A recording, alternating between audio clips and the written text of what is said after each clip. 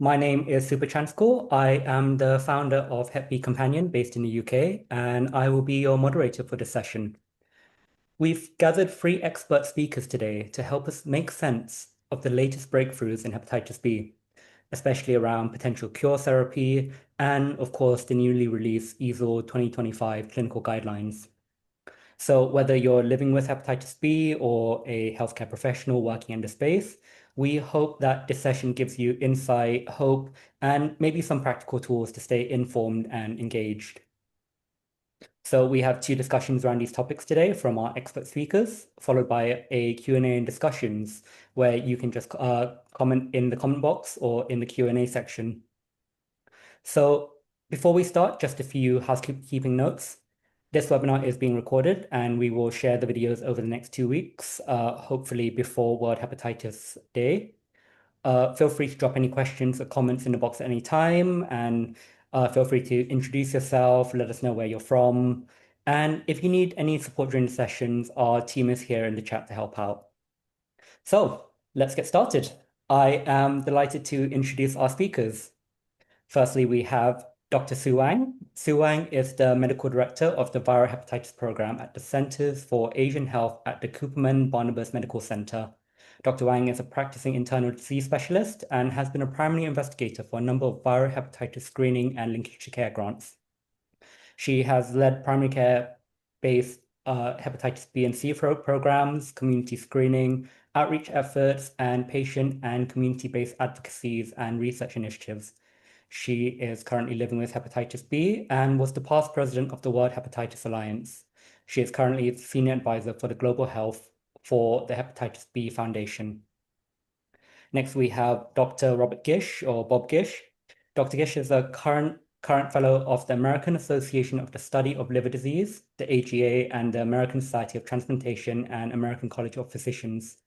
He is currently the medical director of the Hep B Foundation, and he's an adjunct professor of medicine at the University of Nevada School of Medicine in Las Vegas, adjunct professor of pharmacy at the Skaggs School of Pharmacy and Pharmaceutical Sciences at UCSD, and a clinical professor in medicine at the Loma Linda University. And last but not least, we have Dr. Kosh Agarwal, consultant hepatologist and transplant physician at the Institute of Liver Study, King's College Hospital, lead for the regional viral hepatitis program at the largest treatment center for viral hepatitis in the UK, and clinical director of the NIHR South London Research Delivery Network. So how's everyone doing today? Good. Thanks for having us. I'm excited. So let's jump straight in. So for, I guess, the first segment, I wanted to just hear your thoughts on the current kind of like climate where clinical trials for hepatitis B are not necessarily from EASL, but just anything you find interesting that's been in the field, and what's kind of the most exciting development you've seen, I guess, this year so far. Bob, should we start with you? I have a question, Supa. Great question. Can we do a share screen just for maybe 2 minutes? I want to show a document. Of course. Let me give you permission to do so. While you're setting it up, I want to set the framework is that I'd really like people not to use the term lifelong treatment anymore for hepatitis B. And because there is great hope, the pipeline for new drugs is just incredible. So I am hoping I can find the right screen here on my screen. Here it is. Okay, so you are going to see a Word document, and this Word document's available on my website under resources, robertgish.com. And I'm going to just scroll quickly through and talk just about what's happening in the hepatitis B world, what's coming. This first group, and it's color coded by what phase they're in, where they're going with drug development, but the ASO RNA family, which is a type of genetic manipulation of the virus, with the top one being GSK with Bepi and multiple phase 3 studies. Lots going on in this siRNA world, multiple companies in that space, including the fact that GSK has 2 siRNAs from previously being developed at Arrowhead, now in their armamentarium. We have a whole family of entry inhibitors. This is much more active in the delta space, but very exciting, including these monoclonal antibodies. Another family of drugs is called the CPAMs or the CAMs, which inhibit viral packaging. I think that's foundational. It's exciting. Aligos has got one that's well into phase 2 that's shown S antigen reduction, which is really key for any drug development. But here's a whole family of these capsid inhibitors that are out there. A little bit more on package and release inhibitors. The Replicor products have gone into phase 2, have not appeared in phase 3, but have shown exciting results as well. Therapeutic vaccines, we really believe, and I'm speaking of the community, that we're going to need to modulate the immune system through vaccination. There's new forms of interferon that are coming, but look at all the companies that are in the therapeutic vaccine space or immune modulators. And I know I'm going fast here, but just to give you the excitement, and anybody can download this sheet from my website. Another immune modulators, the checkpoint inhibitors, PD-1, PD-L1. I think it's going to be important that these be liver focused, but be oral and have less off-target effects, including immunomodulation that might result in autoimmune disease. There's other technologies in the T cell, immunoglobulin world, CAR T that's out there. And I want to wrap things up also with what I call gene therapy.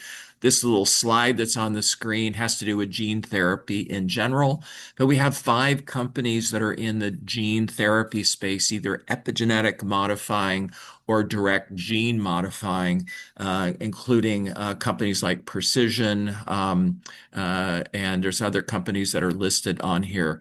So I'm going to say in summary through this rapid elevator speech, and I'll stop sharing here, that there is hope. Let's not use the word lifelong anymore. We have hope for functional cure coming, maybe complete or sterilizing cure within our lifetime before I retire.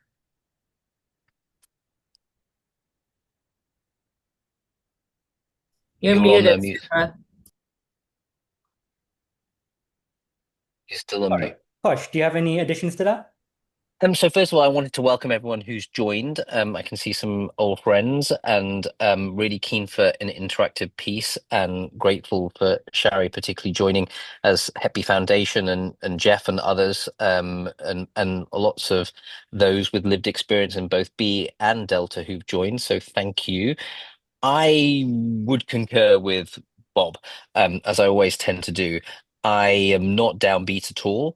I I would relay this as the paradigm of the Red Queen hypothesis, which is from Alice in Wonderland, where everything starts to go faster and faster. And for me, what I would say is that we will see the data from the first ASO, that's GSK, their phase 3 study. That data will be reporting out before Christmas this year.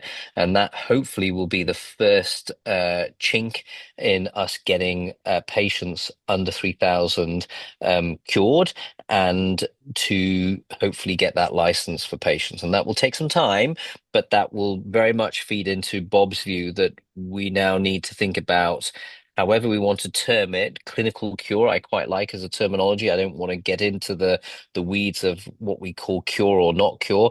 Clinical cure, I think that is, for me, something we should be very positive about and coming. To answer your question and then to hand over back to Sue, I think the OSPA bio data, the ASO, the second ASO data seems to look very good. Again, safety is paramount in clinical drug development. These drugs all have to be safe. These are weekly injections for 24 weeks. And we're talking about all patients being on therapy at this moment in time and not with those with advanced disease. But their data seems to be quite impressive. It's early data.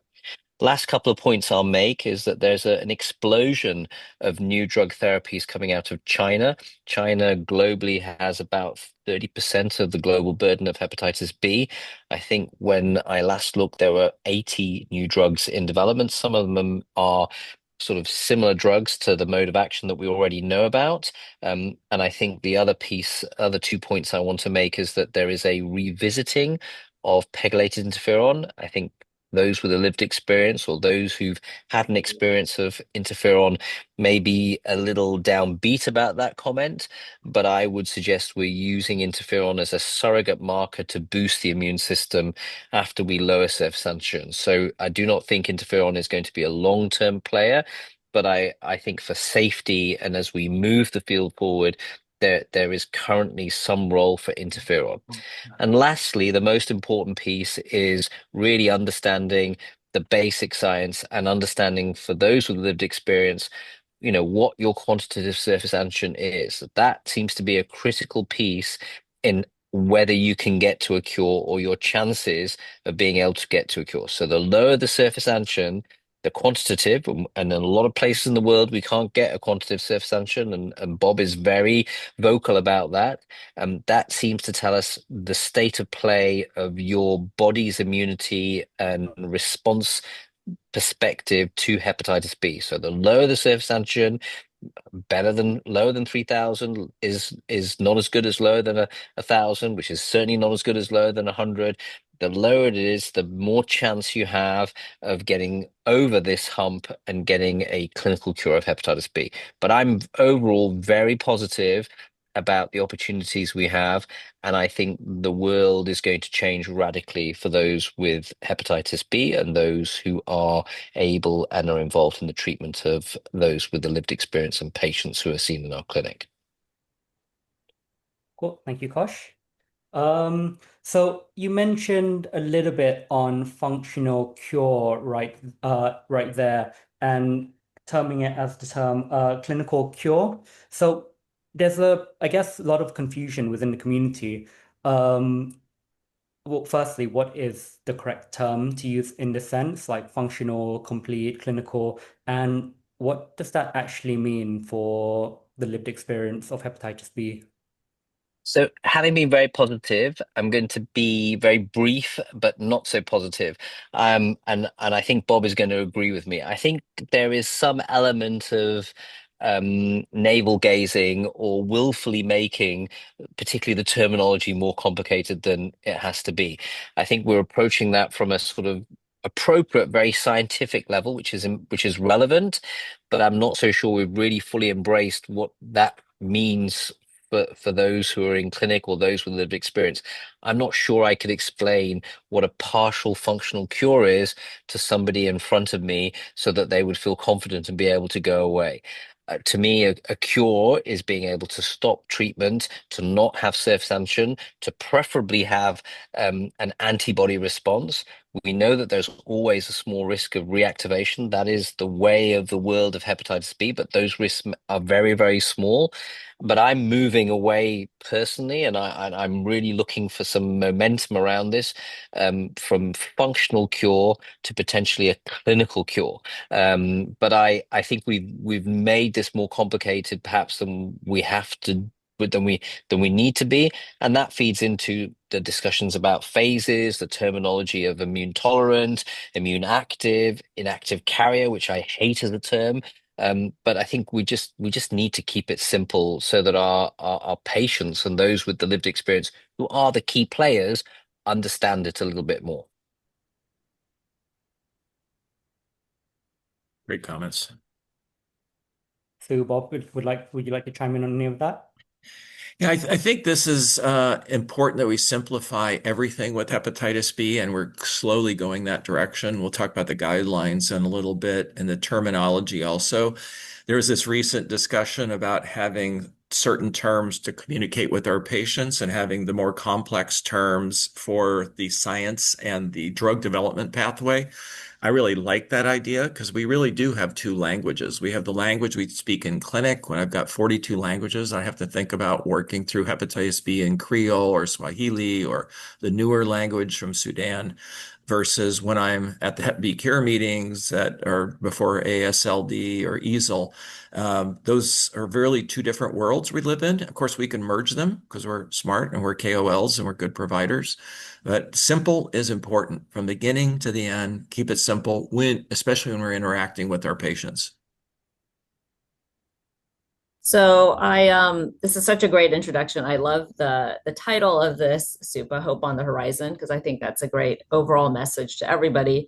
And as somebody with lived experience, I do think the all the buzz of activity, all the trials is really building that momentum of hope for us. And I'm a primary care doctor, but I see a lot of patients living with Hep B, and that's often the number one question they have when I come back from a meeting. How many more years do we have something ready? And so people are so hopeful, and we hope that the people who are the drug developers realize that this is so important for people living with Hep B. And so, in terms of what cure means,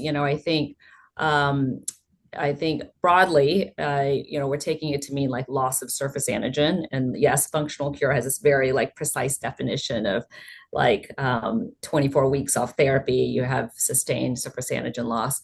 And then there's different levels of like, are we talking about sterilizing cure, when you don't have the cccDNA and can't reactivate, like that's the ultimate goal, but we're not, we don't see that as a realistic thing at this point.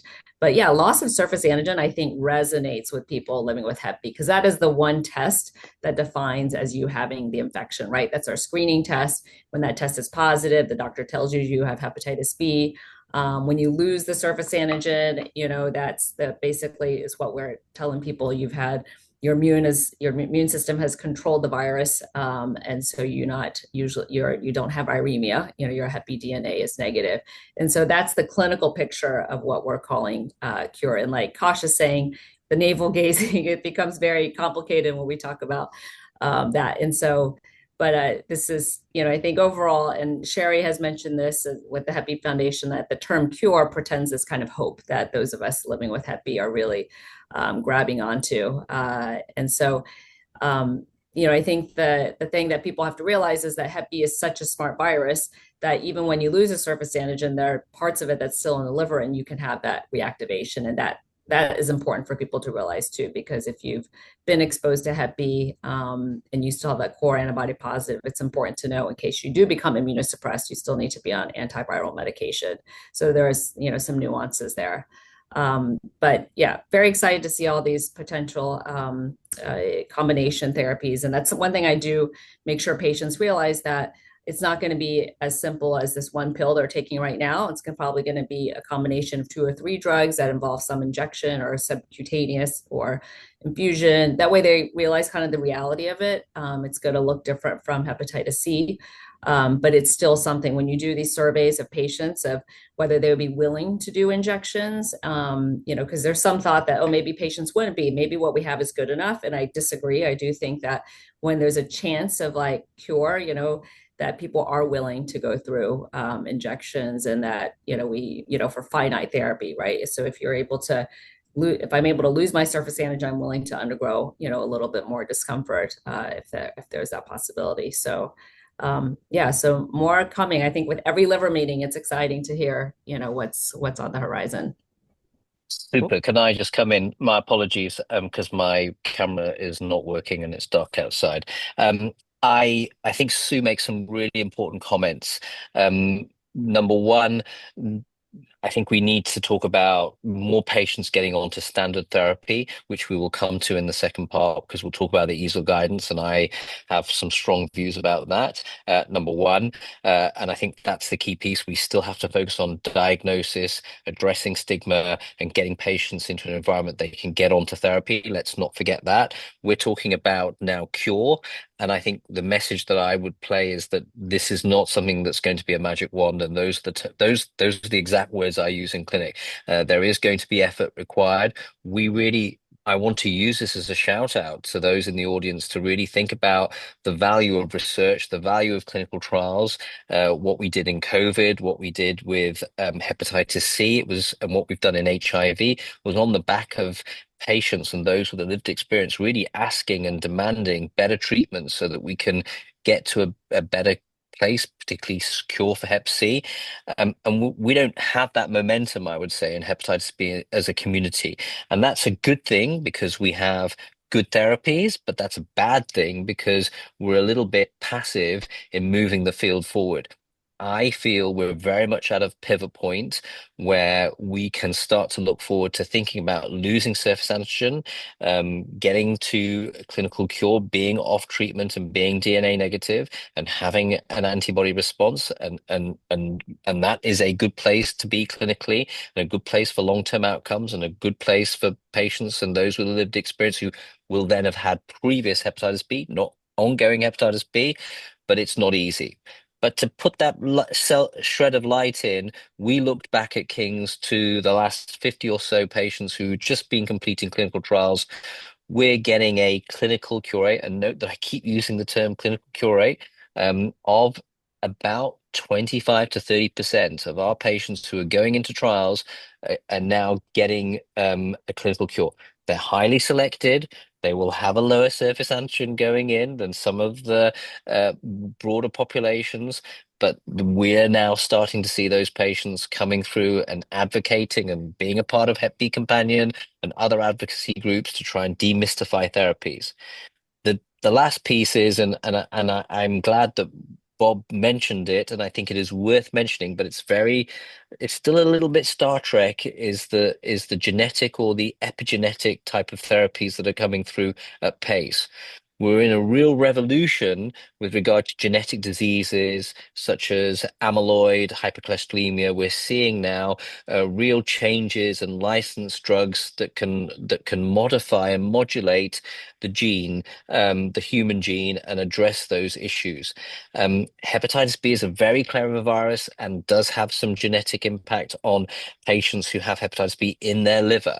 So it's a perfect virus with very targeted drugs that may be very suitable for these newer therapies that either tune up or tune down, or may be very precise in cutting certain parts of the Hep B genome out. Very, very early, but this could be a hugely radical step forward, but has to be done safely, carefully, and we're going to need the community to be very much on board in taking those sorts of newer therapies forward that could really game change the world for everyone with hepatitis B. Thank you, Kosh. Thank you all. So that actually leads me to my next question quite well, actually. So what should the lived experience, the people living with hepatitis B, what should they know or what should they do right now while we wait for these trials to come further into development and maybe finally reach market? Sue, would you like to start? Sure. I think it's I've had people often say, "Oh, should I wait for these therapies?" Right? Maybe I shouldn't go on, what's available now and just wait. But I think it's actually really important to take care of your liver right now. And the medications right now are very effective at controlling the viral replication, stopping the inflammation and preventing fibrosis development and cirrhosis and liver cancer. And as was alluded to before, you really want to keep your liver healthy so that you are a candidate for these new drugs. And we don't know how long it will take to get there and who will be eligible. And, there's obviously going to be cost and coverage issues. So the really important thing is just stay in care, see a Hep B specialist or, primary care provider who could see you for hepatitis B, and get those regular visits that you're recommended to. Oftentimes people fall out of care because they were told once, you're a carrier and you're fine, you don't need medication. And we often lose them for years because they feel fine, right? Hep B is very asymptomatic. But a lot of viral activity happens while you're asymptomatic. And so you could develop fibrosis, your viral load can go up and down. And it's really important to be seen. Bare minimum, I tell people once a year, but every 6 months is recommended for most people. At least get your viral load. If it's recommended to get liver cancer screening with imaging and AFP test. And important to connect with other people. There's so many more communities of people living with Hep B out there now, and I find that really, really awesome, because I think a lot of people have been very afraid and lived in fear and stigma and feel like they might be discriminated. And now there's so many of us who are out in the open talking about it. Nobody needs to feel alone. We're all going through similar experiences, and we become stronger when we share experiences. And I think that advocacy, like you're saying, is so important. Kosh is, telling us we need to be a little bit louder. I hear that. because we need to drive it, right? We've seen that be very effective in the HIV community, the breast cancer community, right? Patients at the forefront demanding access to resources has made a difference in policy and resources. And I think oftentimes, especially since so many of the people who are affected by Hep B are in immigrant communities, we're just very focused on, doing, getting our good grades, doing work, being successful, and like not being advocates sometimes. And I'm seeing that changing. So very excited that more of us are coming together to make sure that the voice of people living with Hep B is at all the tables where decisions are made about us. Cool. Thank you, Sue. Bob, you're quite a global person. So what's your take on what the lived experience should be doing now? Yes, I just got back from Africa. I've worked in Central Asia, Southeast Asia, been to China 15 times as a student and also to teach. And I really like the global perspective. I really feel like, and we're going to get into the guidelines a little bit more granular shortly, but the guidelines are so complicated, so many pages, so much going on that we lose people. We lose our providers, we lose advocates, and we lose patients. And by getting to this more simple message that we've been talking about today, it really helps patient engagement and really helps us get towards this treatment, which helps people. It's not just numbers and less cancer, less deaths, less transplants. Those are all important. But this change in quality of life, this change in stigma, this discrimination that takes place, we really need to be working on all 7 of these points in parallel. I think the guidelines look at 2 things, maybe 3 at most, and they lose track of who we are really here for. We're here for our patients and their families and the community. And the guidelines, unfortunately, only focus on numbers at the highest quality of data. And there's not really high quality data for stop signs or stoplights. At every day, we're stopping in front of our house or on the way to the grocery store without randomized controlled trials. We know they work. Cool. Thank you, Bob. So I guess in the interest of time, we should probably move on to our second topic now. If people would like to hear more about Cure, it's definitely something we can do in its own webinar in future. Sue, am I correct to understand that you were on the Delphi panel as well for the EASL guidelines? Yes. So I was one of the 2 people with lived experience on the Delphi panel, and Kosh was on it, I believe, as well, right?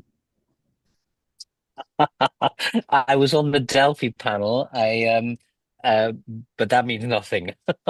I think you were Sure. very important because you were not just on the Delphi panel, you were essentially a member of the guidelines kind of group. And I think you have to take a huge amount of credit. And if I was to offer some credit to the easel guidance before Bob and I savage it, and I think we'll be the same. I think you really made sure that the lived experience and patient view was central. And I thought that was a major change in guidance that has not been articulated. And I think that feeds back into my irritation that why is it that only in 2025 are we talking about, the patient view with regard to commencement of therapy and everything else? That's a shocking indictment of our holistic approach in Hmm. hepatology generally, let alone hepatitis B.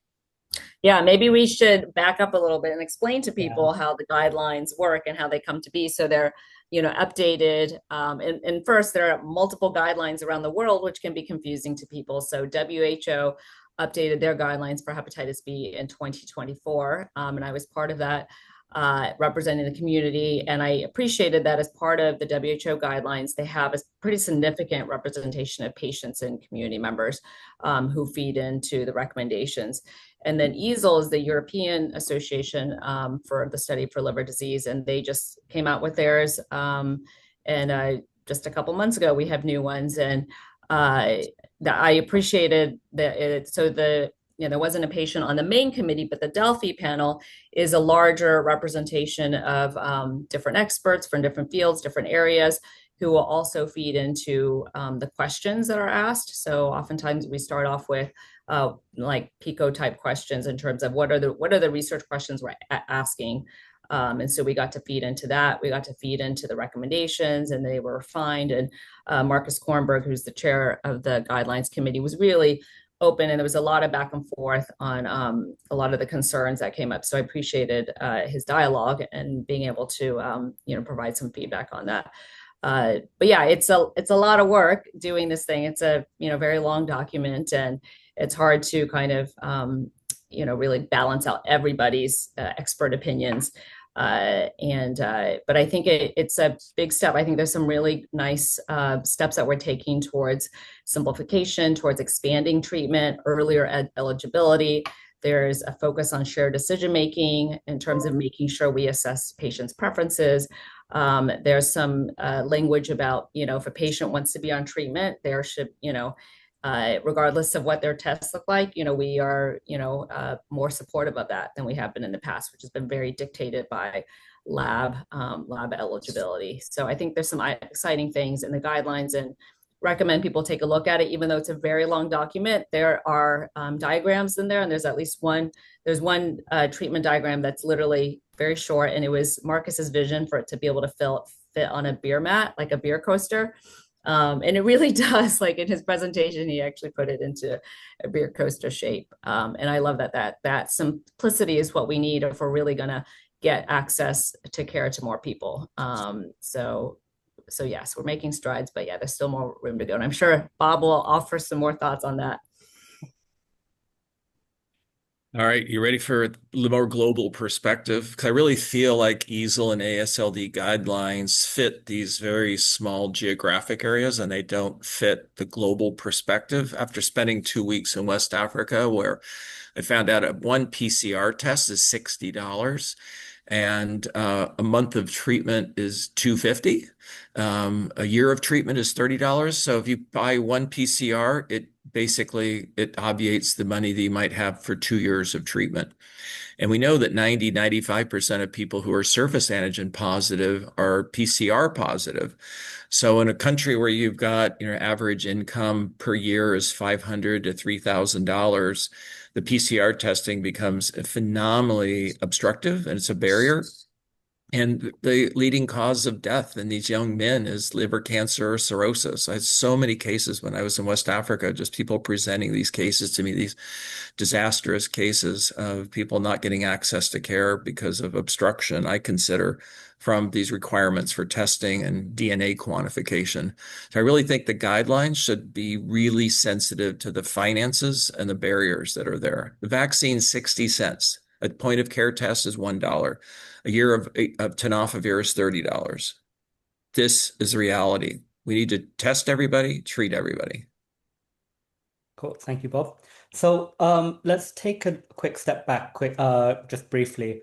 Just for the people who are not familiar with the guidelines, the changes, I guess what are mainly the key things that really changed that went into this current year's EASL guideline? So I know one of them was, I think, the treatment on viral load at 2,000 international units per milliliter. There was a couple other ones as well. If you could go into a little bit more detail on just the main changes. Kosh, do you want to take this one, or Sue? Um, I can start. I would say I would make a couple of general comments, and I'm very aware of the expertise on this call as well. Jeff and other colleagues who've had a big experience in writing guidance as well. So first of all, I agree with Bob's comments, and I think we need to remember, having talked about cure, that we still don't have a significant proportion of the global population of hepatitis B treated with effective, cheap first-line therapies, number one. So second of all, the diagnostics and the global approach is really important. And third of all, we've talked a little bit about the terminology and somewhat, to me, and it's late where I'm at, the slight navel gazing around really the constraints of what guidelines are. Guidelines aren't rules. They are a synthesis of the evidence that's there. But again, I tend to agree with Bob that there are some pieces of practice or guidance that are common sense. And hepatitis B is a virus. What is the best state to render a virus in? It's to render it negative or to get rid of it. And I think for me, I'm very much taken by the HIV approach, very much taken by the Hep C approach that we now see it. It was a sort of slight fallacy that we used to have to demonstrate that there was fibrosis before we treated people with hepatitis C. If we have someone who's replicating with hepatitis B, by the way, we know that there are non-hepatic manifestations that come along with hepatitis B. Why are we not having a much lower threshold to just say, let's treat these patients, anyone above 2,000, and render them negative in the long term? Because, by the way, Hep B is an oncogenic virus that causes cancer. And the last comment to sort of buttress that, which really flips me into almost a treat all kind of environment, is in the world of HIV and those patients with HIV and hepatitis B. We actually set up a clinic at King's on a Friday to monitor and survey those patients because we felt they had a much higher risk of liver cancer than those patients who just had hepatitis B. That was the traditional view. But now we very rarely see patients with Hep B related cancer. And actually, the data shows that their risk of cancer development is much less than those with monoinfection because they've all been treated with antiretroviral drugs that treat hepatitis B.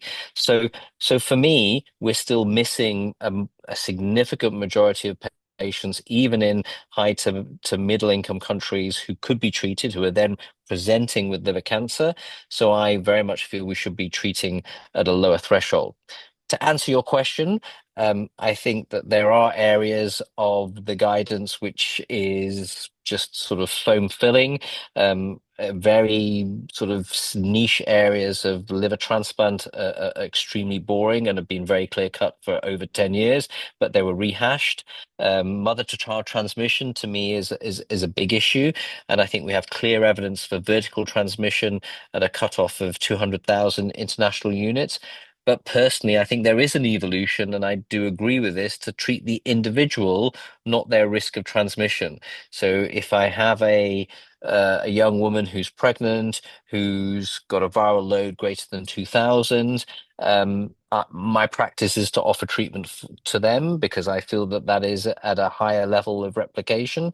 They may or may not have abnormal LFTs. I can infer that they may have some underlying damage, but I would treat them if they wanted treatment and if they were educated and if they were comfortable with tenofovir, which is safe in pregnancy, and I would not stop it afterwards. I would take that opportunity to treat a patient, treat an individual, and to then have them virally suppressed because I think that's the longer term benefit that they will get.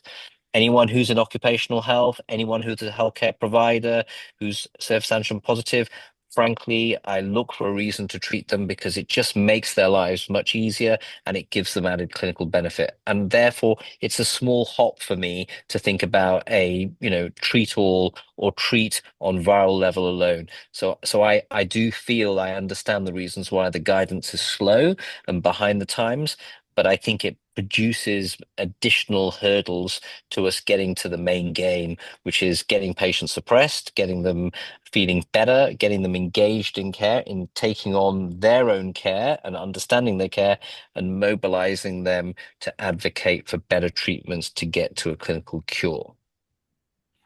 Cool. Thank you, Kosh. So I guess with these new guidelines now, and Kosh, I know you touched on it quite a lot on treat all as well, but in your perspective, like I guess what are a couple of things that you would improve for future iterations, looking at where hepatitis B is going now, and I guess what should just general doctors, liver specialists, what should they do differently now based on these updates? I can have a quick comment. Honestly, it'll be quick. Trust me.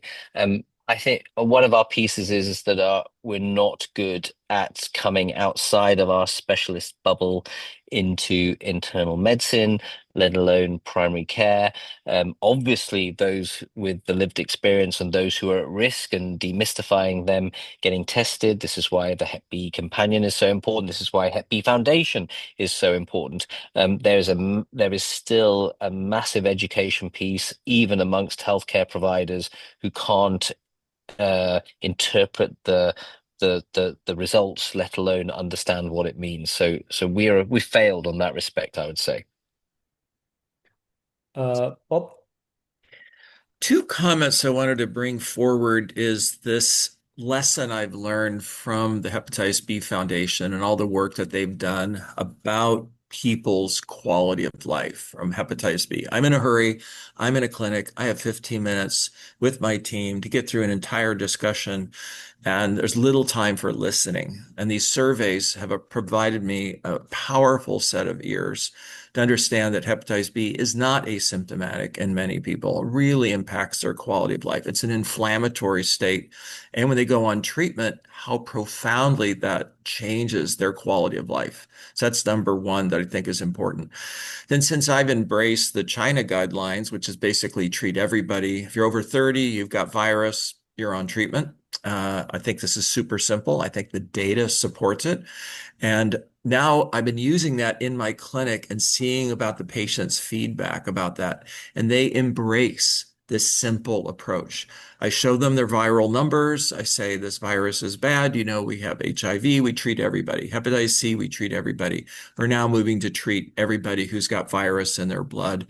Here's some simple reasons behind it. Patients embrace this. They like being involved. They like being on treatment. They like the fact we're giving them direct attention. And the pushback from patients declining treatment is far less than 10%. It's about 5 out of 100 patients are saying that they don't want treatment. They want to wait for something different or decline. It's really a powerful statement. So it's about listening, this motivational interviewing, finding out what patients are thinking and feeling. We need to be better listeners. So I thought, thank you, Bob. So I saw you put a couple of comments in the chat. Would you like to just elaborate on a couple of them? Yeah, so one is going back to your question about like what are the big changes we see in the EASL guidelines. So one of the big ones I see is that if you look at the simplified, like the algorithm, it's not no longer divided as, E antigen people, we go by this blood work, eligibility, and then E antigen negative people would go this way. So now, whether or not you're E antigen positive or negative, we're using the same viral load cutoff of 2000. And ALT, instead of saying, 2 times upper limit, 1.5 times, now it's just at upper limit, basically anything over upper limit of normal. So that really helps simplify things. And so while a lot of the guidelines do go into like in the text, there's a lot of discussion on E antigen people and then E antigen negative. But I think for those of us in primary care, this gives us the freedom that even if you don't have the E antigen test, you can feel comfortable treating somebody based on their viral load, based on an abnormal ALT. And that really simplifies it. I mean, there have been so many studies showing that a lot of people who are eligible, even by previous guidelines, like they met the criteria, but they were never treated. And there's a lot of studies that show the more tests you require to assess somebody's treatment eligibility, the fewer people get treated because they just get lost. Like they might get the viral load or the ALT, but they may not get the E antigen. And so you have these people who are actually in care for other things, but we're not getting treated for Hep B. And that's a shame. That's like, we've not done a good job if we are making it so difficult for people to get treated with something that's cheap and actually very effective. So I think that's really helpful to see. And then I do love the fact that PROs and QLs are part of the goal for therapy. The therapy is not just to prevent cancer and cirrhosis, but hello, I'm not just my liver, I'm a whole person. And I hope you're trying to improve my life, not just my liver, right?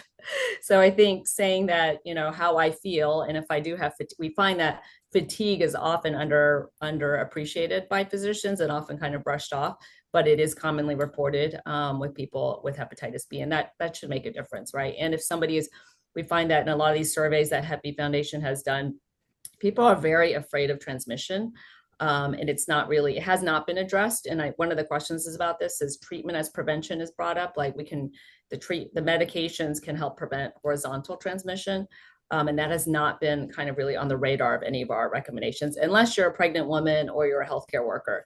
And so now we've expanded that a little bit more, where if you are worried about transmission, your viral load's very high, and you may have, some risk factors for exposure to other people, like this is now an indication for treating with antiviral. So those are pretty big. And there's a question about U equals U, which we can talk about later too in the question section. Okay. So I feel like you guys don't need me for this conversation, but is there anything else you want to talk about in terms of guidelines? I know, Bob, you mentioned the Chinese guidelines that you've been following.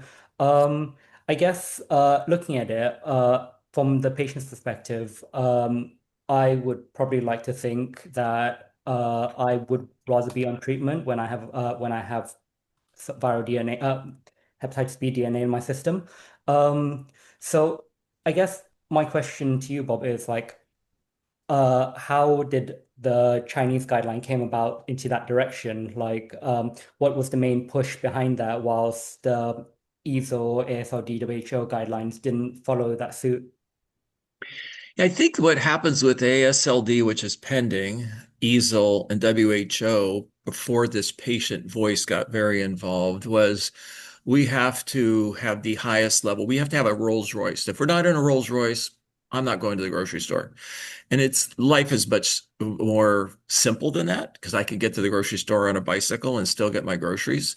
So they look through the data at multiple levels of evidence and put that together as a package, as opposed to saying, we're only going to look at the top 5% or the top 10%.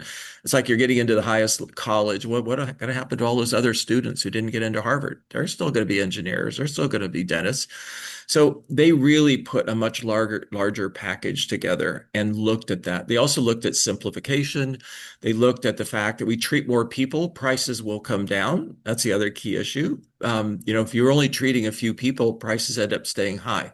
If you are treating a large number of people, you can negotiate volume. And we've learned that through our programs in Africa. I was just on the phone with Catherine Freeland an hour and a half ago talking about volume of TDF in West Africa down to 250 a month. So these things are all part of a big package. I really think the China guidelines put the best large package, a summary of all of the evidence that's there, and then said, this is the path forward. This is how we're going to get to our elimination goals. This is how we're going to improve quality of life, improve stigma. It's really a large package. And I think WHO, EASL, and ASLD have come forward. They still haven't made that final step to look at the totality of the data. That's what we do, and we're thinking about what we do every day, whether we're going to buy a house or what groceries we're going to buy. We look at everything, and the guidelines have been too restrictive. And I think that's where the China guidelines have succeeded very nicely. Cool. Yeah, I think. Yeah. I'm sorry. Go ahead, Kosh. No, Sue, you go first.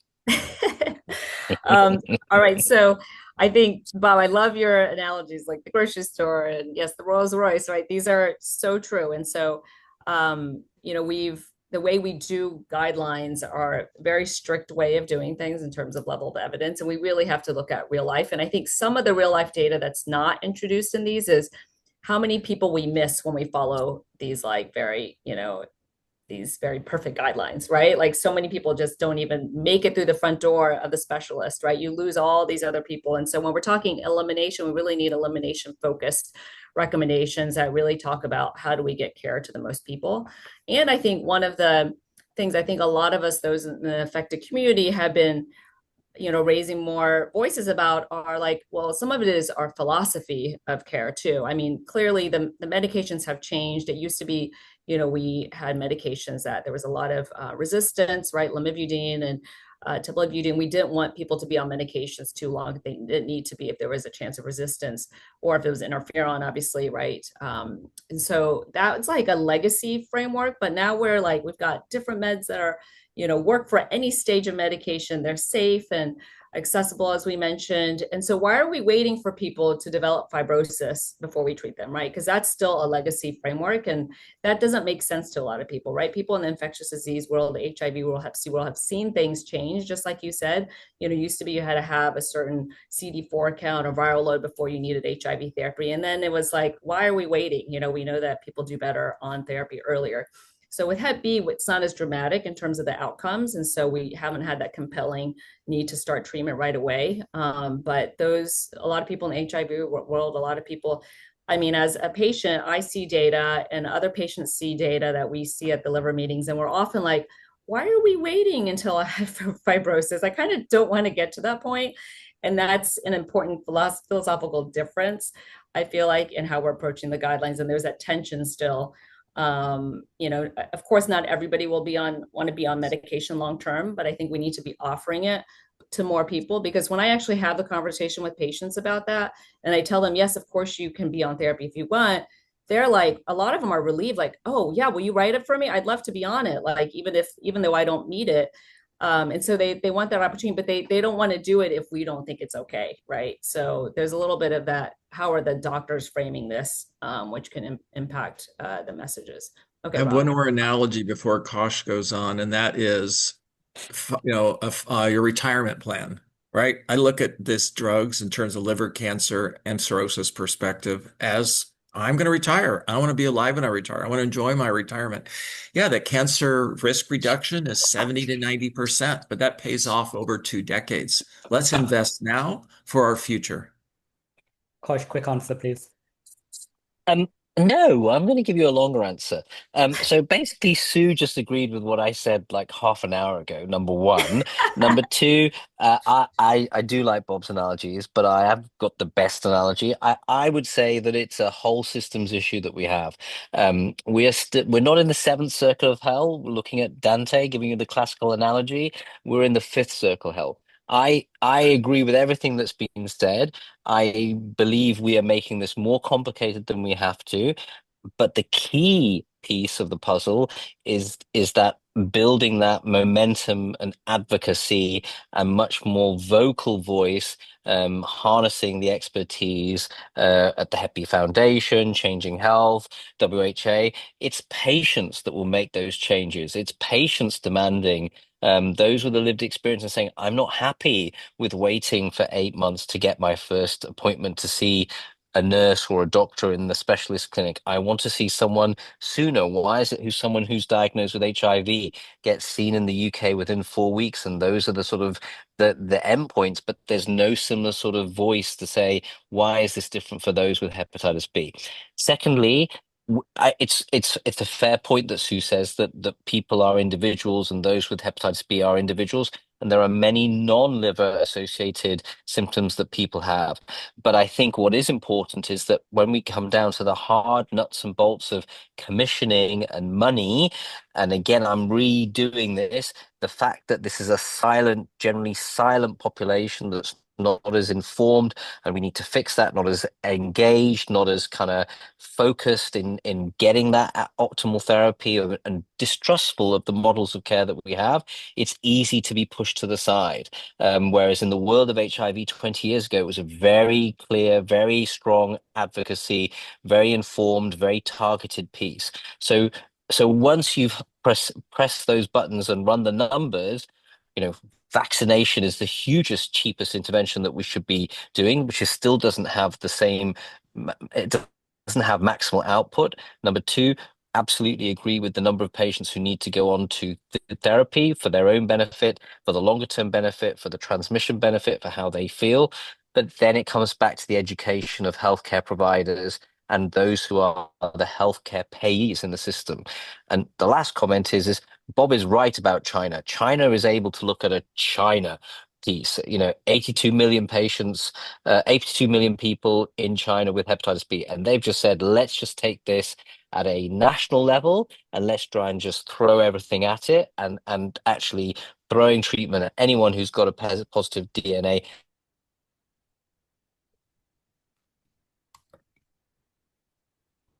Did we lose Did Kosh? or... Okay, I guess we're coming very close to the end now. So I know the speakers have been very, very great at covering the Q&A on in the chat, but there's one thing from there I'd like to highlight, and maybe we can discuss about it a little bit more in the last 4 minutes. But there was a question on the treatment as prevention and the U equals U, similar that's been seen in HIV. So for people who don't know what U equals U is, it's undetectable equals untransmittable. So essentially, if they can't detect, maybe the speaker can clarify, if they can't detect the HIV in your system, you can't transmit that to another person, and why that hasn't been studied in hepatitis B yet. Yeah, so I mean, the big reason is we don't have the same kind of funding that HIV has had, and so that we have not been able to do these studies. And HIV was able to do these in partner studies, looking at couples and being able to see that there was no transmission when the viral load was undetectable. And just to go back, like we've talked to people who were there, they were like, you know what, at some point there was like arguments, like not everybody agreed with it, and at some point people realized the message was really important, and that as scientists we couldn't split hairs over, like, because occasionally people who are undetectable sometimes have blips, and right, so they're not always undetectable. You may have blips of viremia, but the whole point is when you're on medicine, you take it and your viral load is undetectable low, you cannot transmit. And that has a completely transformative effect on people, because there's so much fear, and people did not feel like they could have relationships with people, right? They felt like they couldn't be sexually active. They were always worried about transmission. And this is something that is very real with people with Hep B too, that physicians are not aware of. But those of us who are in, patient communities, Hep B online, it is probably one of the top questions people ask. Like, am I able to date? Am I going to give this to my partner? And, and it keeps them from really enjoying life. And so, we've been testing out the waters of saying U equals U, and there's some resistance because we don't have the hardcore data. But I think clearly with, treating pregnant women to prevent transmission, we only have to get them to 200,000 and we feel comfortable say they won't transmit. So the biological mechanism is there. We treat people who are doing surgeries, level 3 surgeries, to also get to a certain level. Also doesn't have to be undetectable when we consider that. So we all believe that lowering viral load lowers transmission. I think that's a really important message, even if we may not all agree on U equals U. I think we need to get that message out. And I think we need to be able to allow people to treat the very high viral loads, because they are at higher risk of transmission, especially if they're at certain risk exposures, like multiple sexual partners, or may not be using protected sex, or shared injections, or people who live with somebody who might be immunocompromised, who may not be able to develop immunity if they've had vaccines. Like, it's a really important tool that we need to have in our tool belt to prevent transmission beyond vaccination. Vaccination obviously is our number one strategy, but it's something that we need to address. And I think that message of being able to reduce your transmission risk with lower viral load needs to be out there more. Thank you, Sue. And I guess one final question that just came in. So the question states, one thing we need to get better as a healthcare professional is supporting young people during adolescence with these issues, sexual health and information and new sexual partners. Okay, so that more of a comment.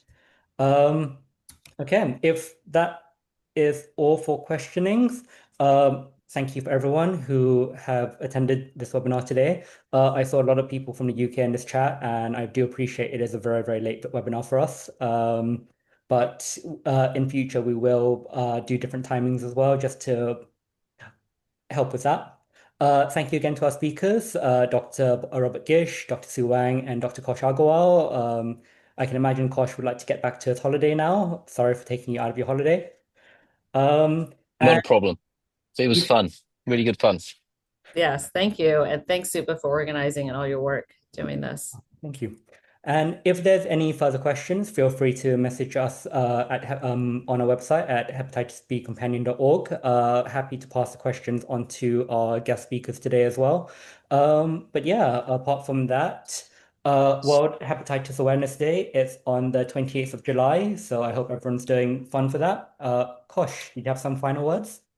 Yeah, no, one last comment. We'd like to try and do this more regularly, maybe once a month. Sorry, and really chop up and change up the speakers and have a wider involvement, and really would like to do this in conjunction with Hep B Foundation and Changing Health, and really start to build that momentum of having a resource for people to go into, and really welcome any comments to Supa or to any of the speakers, whether you think this is useful or not. But I do feel that the lack of information and this sort of discursive discussion, which is fun for me, may not be so fun to listen to, but certainly I won't be on all of them by any stretch.